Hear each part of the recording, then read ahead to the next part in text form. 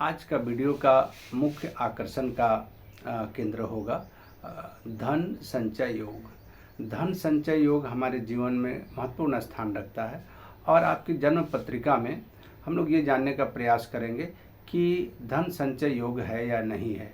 धन संचय योग के लिए किन किन भावों को देखना जरूरी होता है, वह भाव आपके जन्म पत्रिका में किस स्थिति में है या किस अवस्था में है, प्रबल हैं, बली है या कमज़ोर है, उनमें जो ग्रह हैं उनकी स्थिति क्या है।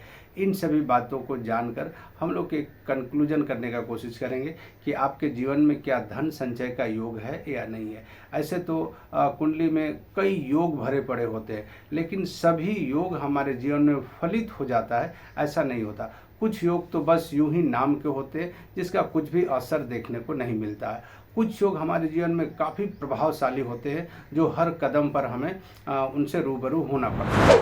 तो इसी प्रकार के कुछ योगों में से एक धन संचय का भी एक योग होता है। जो धन हमारे जीवन में आप जानते हैं कितना महत्वपूर्ण स्थान रखता है, इसके बिना हम अपने जीवन को आगे बढ़ा नहीं सकते हैं। तो चलिए देर न करते हुए शुरू करते हैं आज की ज्योतिषीय यात्रा। मेरे इस ज्योतिषीय चैनल में आपका बहुत बहुत स्वागत है।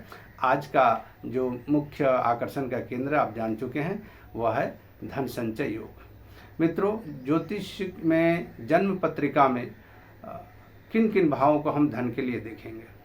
मुख्य रूप से लग्न, द्वितीय भाव, लग्न तो आप स्वयं होते हैं, द्वितीय भाव धन का भाव होता है, चतुर्थ भाव मन का सुख का भाव होता है। ऐसे हर भाव में कई कारक तत्व होते हैं, लेकिन उसमें जो महत्वपूर्ण जो हम विचार करने के लिए बात किए हैं उन्हीं बातों को मैं रखता हूँ।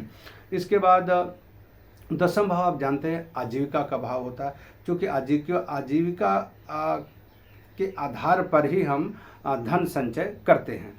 और 11वां भाव जिसको हम लोग बोलते हैं वह होता है इच्छा पूर्ण का भाव या उसको लाभ का भाव होता है। जीवन में किसी भी वस्तु का आपकी चाहत, आपकी इच्छा जो पूर्ण होता है या उससे लाभ मिलता है वो हम 11वां भाव से देखते हैं।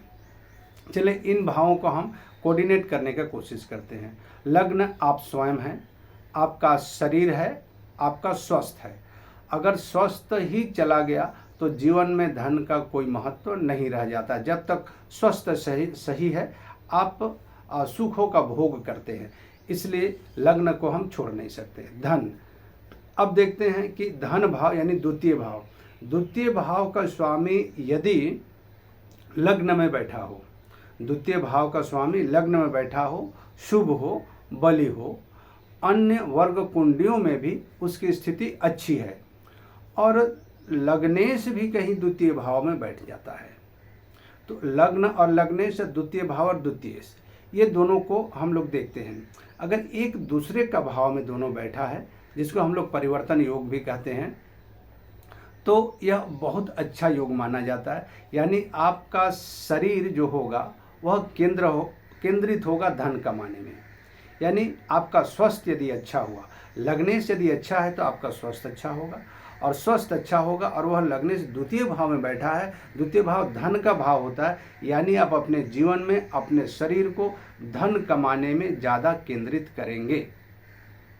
इसी तरह से यदि चतुर्थ भाव को देखें, चतुर्थ भाव मन का भाव है, सुख का भाव है, और चतुर्थ भाव का स्वामी यदि दसम भाव में बैठता है, दसम भाव यानी कर्म का भाव, जीविका का भाव, जो कर्म का एक क्षेत्र को दिखाता है, तो चतुर्थ भाव का स्वामी चतुर्थेश दसम भाव में बैठा है और दसम भाव का स्वामी दसमेश चतुर्थ भाव में बैठा है। यानी एक दूसरे का जो स्वामी है एक दूसरे के भाव में बैठा है, यानी दोनों काफ़ी पावरफुल है। हाँ, ये ध्यान देना जरूरी है कि दोनों अच्छे ग्रह, शुभ ग्रह होना चाहिए, पाप ग्रहों का दृष्टि युति स्थिति नहीं होना चाहिए और प्रबल यानी बली होना चाहिए। अगर यह स्थिति बना हुआ है तो निश्चित रूप से आपका कर्म का क्षेत्र सुख की प्राप्ति के लिए मचलता रहेगा। यानी आप स्वयं कर्म का जो कर्मेश है वह चतुर्थ भाव होने के कारण मन का सुख को देने वाला दशमेश होगा, और इसके लिए आप आजीविका का क्षेत्र में कार्य करेंगे।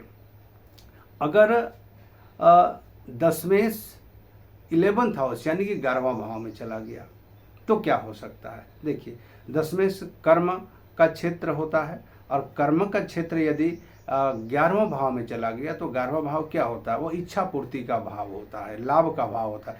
यानी अपने कर्म से, अपने परिश्रम से, अपने पुरुषार्थ से आप अपनी इच्छाओं का पूर्ण करेंगे।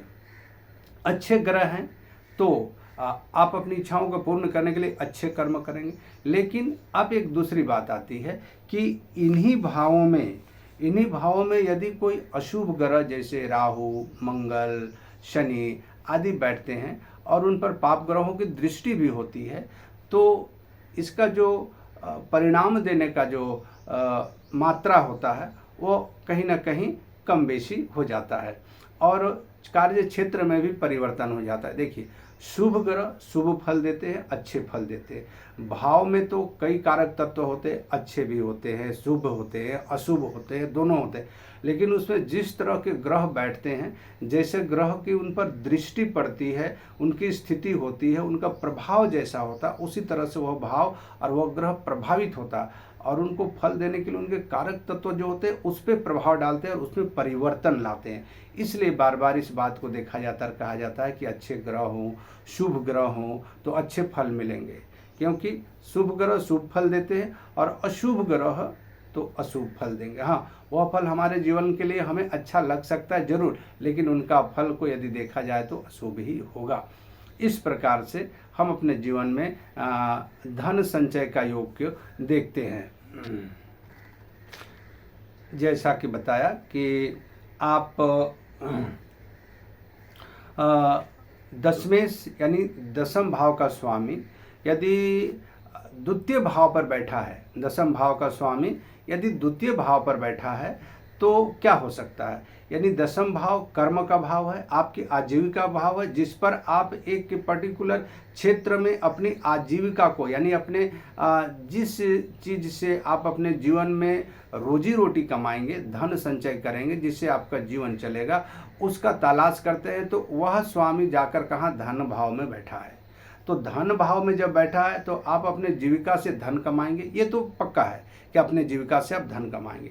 लेकिन वह स्थिति कैसा होगा वो निर्भर करता है आपके संसाधन पर। देखिए, एक बात यहाँ मैं बताना चाहूँगा कि ज्योतिष में जो योग होते हैं, उस योग को फलित करने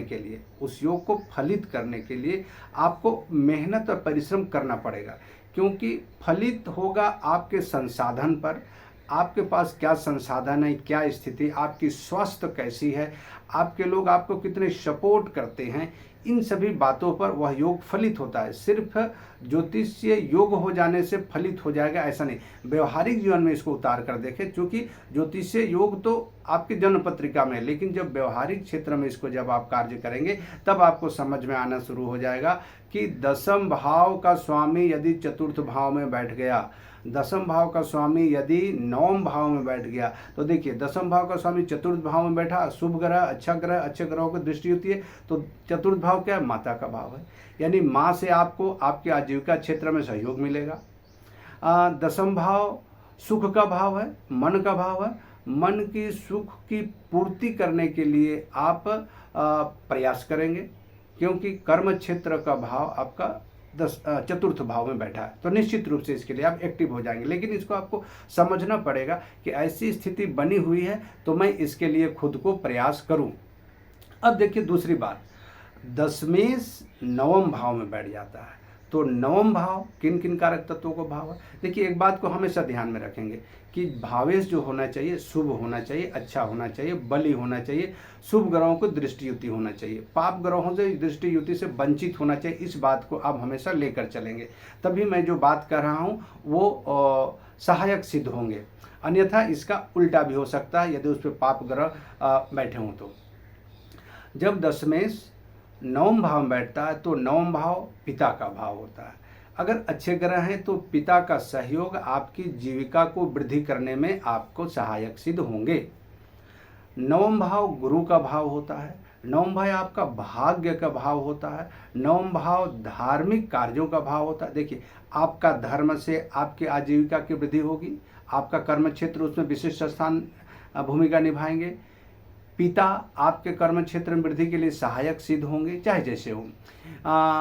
आपके गुरुजनों का सही एडवाइज मिलेगा, सही गाइडेंस मिलेगा, एक सही रोड मैप आपको मिल सकता है, जिसके आधार पे अपने कर्म क्षेत्र पे आप विशेष स्थान प्राप्त कर सकते हैं। आपकी लंबी धार्मिक यात्राएं, उनसे भी आपकी जीविका मजबूत हो सकती है और धन संचय का योग हो सकता है। देखिए, इन सभी बातों में धन संचय का मैं बात कर रहा हूँ कि इन सभी कार्यों से धन की संचय होगा, यानी धन जमा कर पाएंगे। चतुर्थ भाव में अगर 10 में से, तो वाहन, भूमि, भवन, इन सभी बातों से लेकर आपके पास धन संचय होगा और मन की इच्छाएं पूर्ण होगी यदि यह 10वें से 11th हाउस यानी 11वां भाव के स्वामी से भी संबंध बना रहा हो, अच्छी स्थिति में हो। तब हमेशा एक बात को ध्यान देंगे कि उनकी जो स्थिति हो अच्छा होना चाहिए, अशुभ ग्रहों के प्रभाव से मुक्त होना चाहिए, शुभ ग्रहों के स्थिति में होनी चाहिए, तभी ये लाभ मिल सकता है।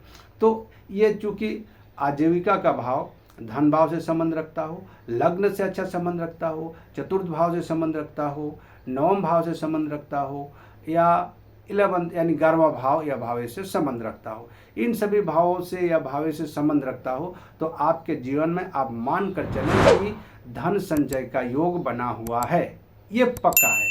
इनकी जब भी दशा, अंतरदशा, परतंत्र दशा आएंगे तो आपको इनका असर अपने जीवन में कहीं ना कहीं जरूर दिखाएगा। अब रहा कि इनकी दशा अंतरदशा में आप इसको खोज पाते हैं या नहीं, तलाश कर पाते हैं कि नहीं। यदि आपने इस बात को समझ लिया है और इनके दशा अंतरदशा में आप उस बात को तलाश कर यानी खोज कर निकाल लेते हैं और उस क्षेत्र में यदि आप काम करते हैं सही दिशा में, देखिए मैं हमेशा बात करता हूँ से एकदम प्रैक्टिकल बात कर रहा हूँ, अपने व्यवहारिक जीवन का मैं बात कर रहा हूँ।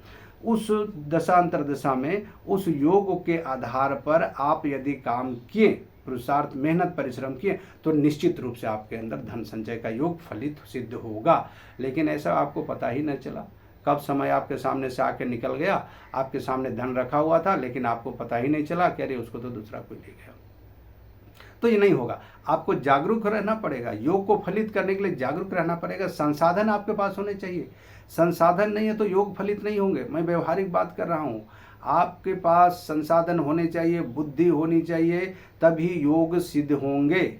नहीं तो सरकारी नौकरी के योग है, आप पढ़े लिखे है ही नहीं, कहाँ से होगा, सर्टिफिकेट है ही नहीं, कहाँ से होगा, संभव नहीं है। वो योग जैसे हो आपके कुंडली में वैसे ही पड़े रहेंगे। लेकिन किसी अच्छे आचार्य की नज़र में आ गया कि आपके कुंडली में ऐसे ही होगा, आपकी शिक्षा दीक्षा अच्छी हुई, आपको एक बहुत अच्छा नौकरी मिल गया, ये योग फलित हो गया। तो इस प्रकार से हम लोग जब भी कुंडली को देखते हैं तो यह कोशिश किया जाता है कि आपको एक गाइडेंस टूल के रूप में आपको गाइड किया जाता है, बताया जाता है कि आपके जीवन में इस क्षेत्र में यह काम होने की बहुत अधिक संभावनाएं, आप इस ओर जाएं और इसका लाभ उठाएं।